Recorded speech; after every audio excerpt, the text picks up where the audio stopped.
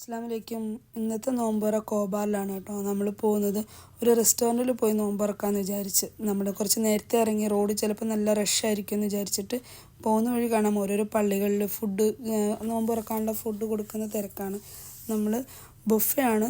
അവിടെ ചെന്നപ്പോഴത്തേക്കും എല്ലാം അടിപൊളിയായിട്ട് സെറ്റാക്കി വെച്ചിട്ടുണ്ട് കേട്ടോ.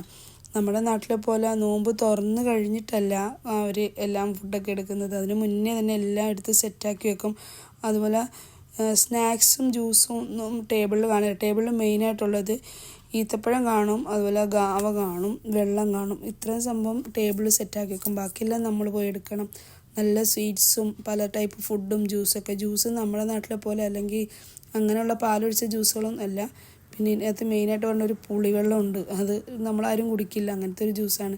പിന്നെ അവിടെ നിന്ന് നമ്മൾ ഇറങ്ങിയിട്ട് നേരെ നമുക്ക് കുറച്ച് പരിപാടി ഉണ്ടായിരുന്നു സീക്കോയിലൊക്കെ. അതൊക്കെ കഴിഞ്ഞ് നേരെ നമ്മൾ ഫുഡ് കഴിക്കാൻ കയറി. ഫുഡ് കഴിച്ചിട്ട് ഇറങ്ങുമ്പോഴത്തേക്കും പുറത്ത് നല്ല മഴ. അത്യാവശ്യം ഒരുവിധം കട്ടിക്ക് പെയ്തിട്ടുണ്ട്. ചൂട് കൂടാനാണോ തണുപ്പ് കൂടാനാണോ എന്താണെന്നറിയില്ല. അതെല്ലാം കഴിഞ്ഞ് നമ്മൾ നേരെ വീട്ടിലേക്ക്